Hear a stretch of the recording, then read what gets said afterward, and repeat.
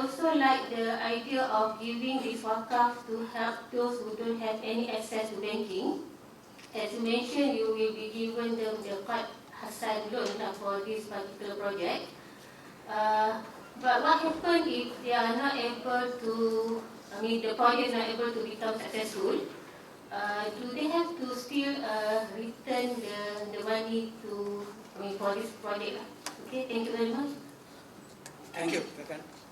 Thank you. If I can respond to it. First, SME entrepreneurs, some succeed, some will fail. Actually, our mindset was fully prepared for a larger proportion of failure than success. Because if you look at statistics, in the US, for example, one of the best, highly entrepreneurial country, one of the top entrepreneurially driven country in the world, 4 out of 5 startups, 80%, SMEs, particularly startups, will fail in the first 5 years. 4 out of 5. If you look at it on the surface, it looks like, more failure than success. If it is so, how is it that America can still be one of the most highly successful entrepreneurial countries? It's because the 4 who fail, they don't just give up. They go back. One. Number 2, one that succeeds will take off, and many of them will definitely become highly successful corporations. Look at the history of particularly what we call IT startups and as an example. So meaning, don't worry about failure. We are so obsessed, we are so afraid of failure and so on that it inhibits you stifle their own entrepreneurial energy.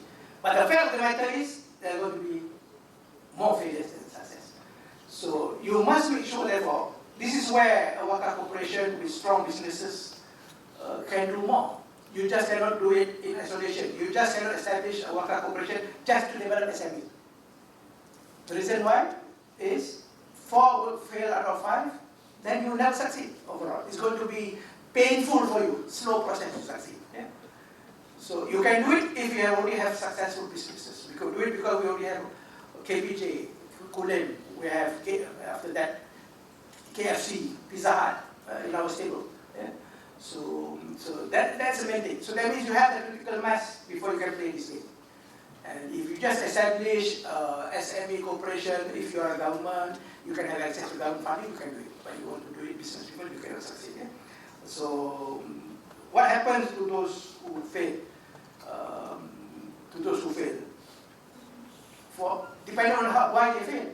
If it is because they are lazy, they are simply don't want to learn, they are hopeless, or corrupt, then you take them out. But in my experience, except for extremely very few, the rest are. This is again the advantage of having a corporate entity, a sizable corporate entity. You can bring them in, and that failure is actually a good experience.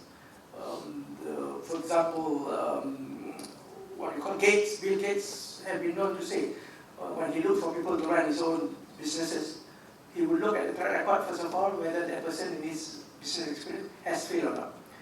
He will not appoint anybody who has not gone through failure. So people have learned to fail.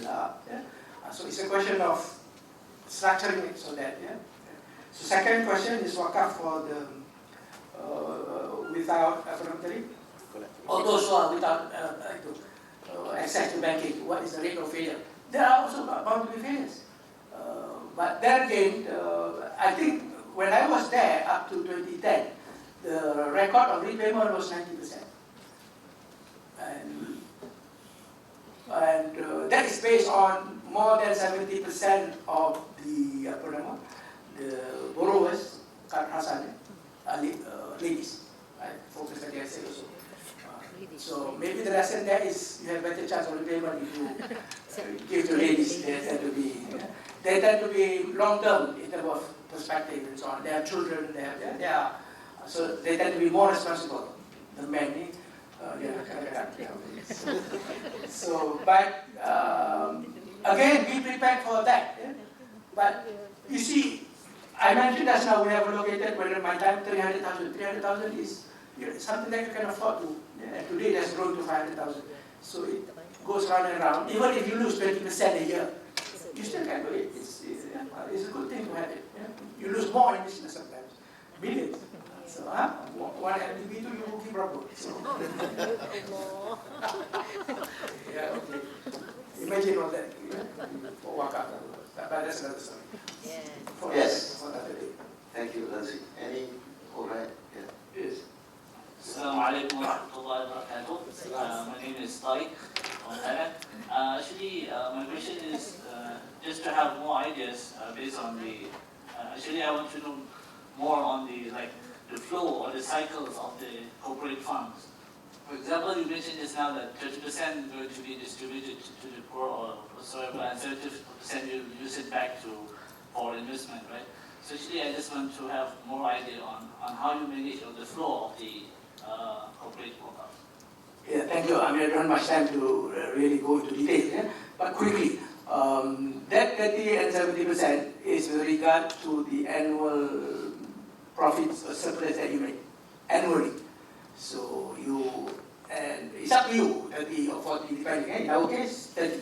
The reason is, as I said, we want a bigger proportion to be reinvested, to buy assets and to acquire land and so on and so forth, so that you grow your economic size and your critical mass. But the point is this, in business, you create more wealth sometimes, not just through profit. What are the other sources of it? Through assets, through enhancement of value.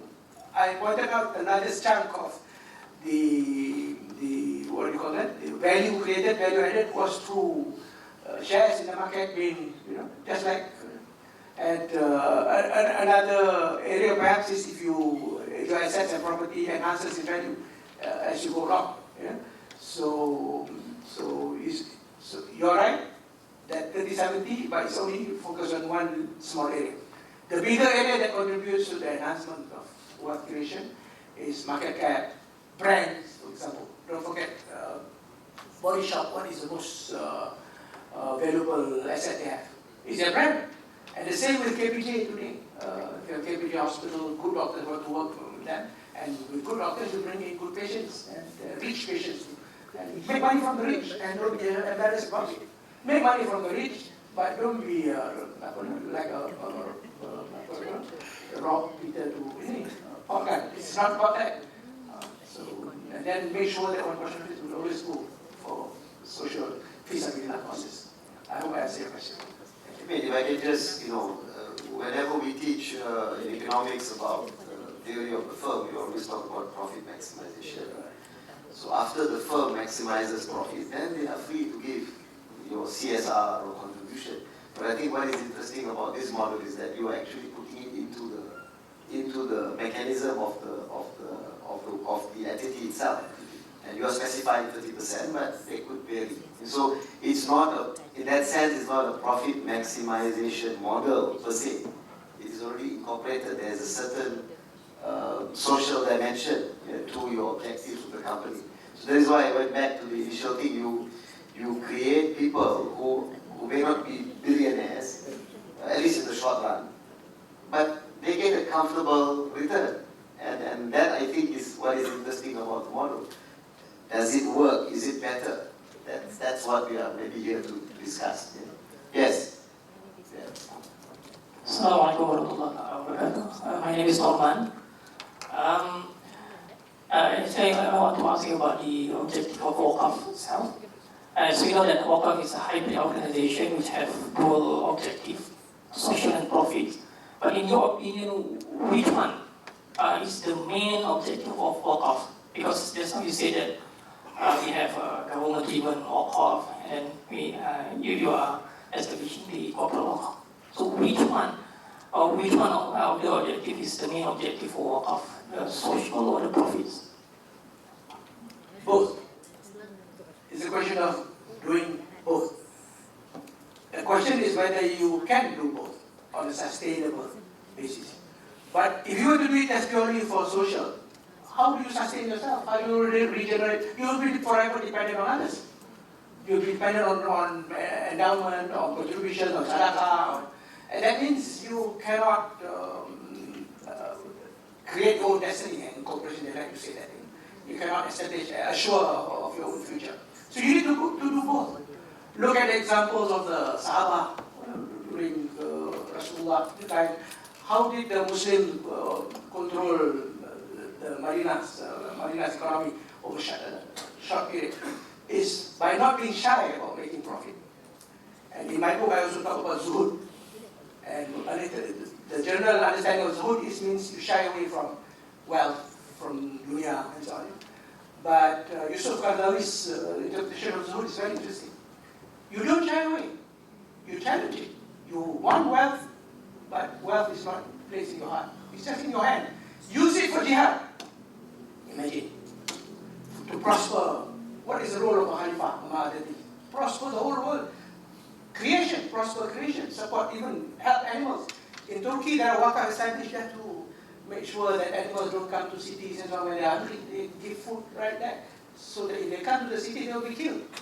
So these are the great things about wakaf.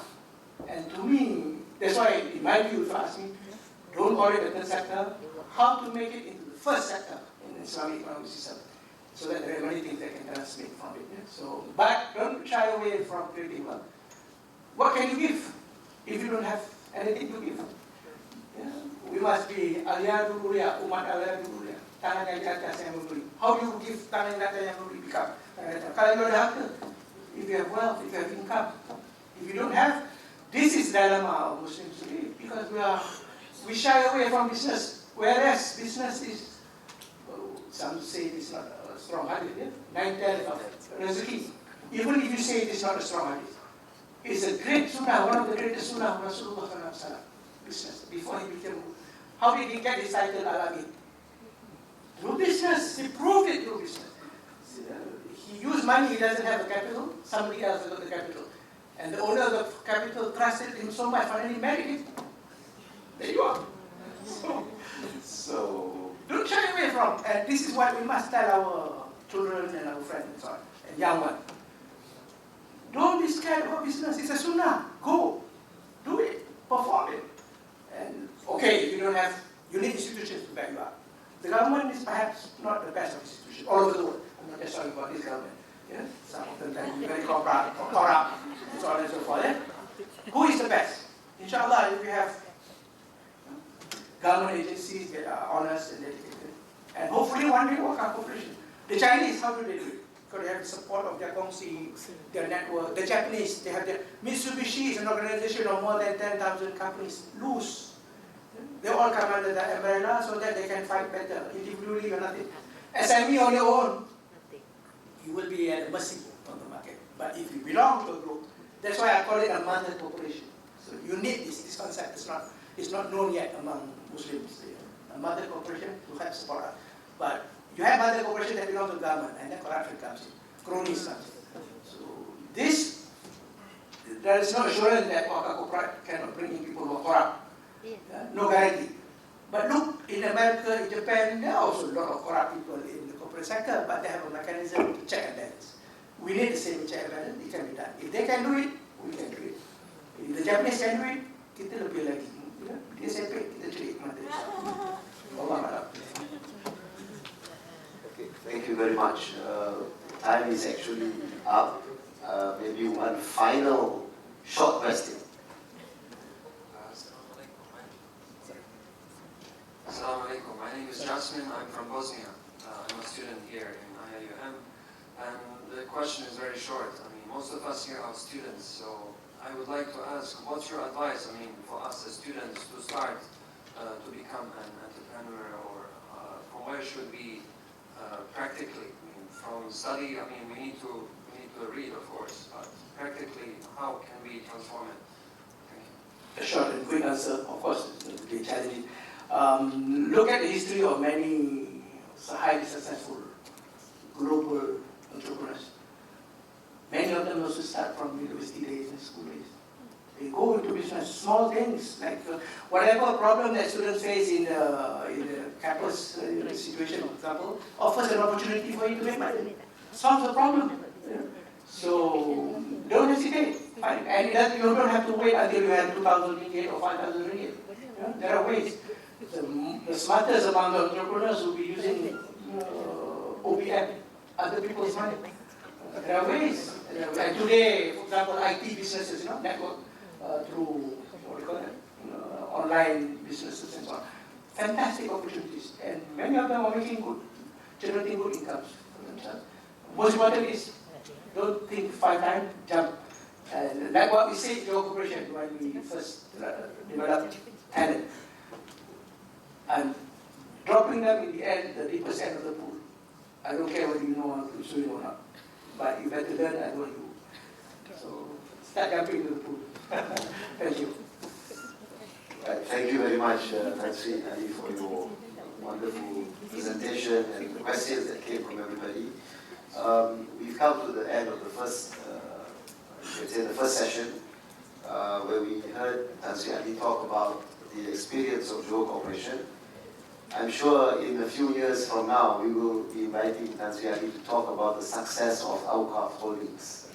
Yeah, we make dua that this is a successful, venture, and that all of us can also be a part of it. I think it's very interesting to note that there is opportunity for everybody to contribute.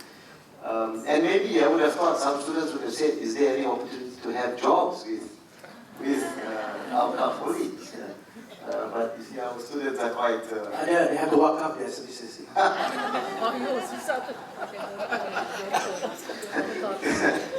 Walk up 70% and you get 30%.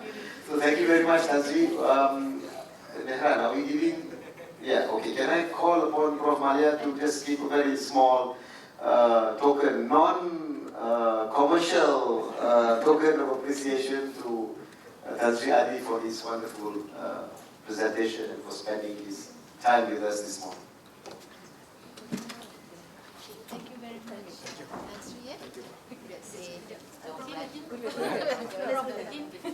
tak sempat. Okay, 1, 2. Alright, okay, thank you.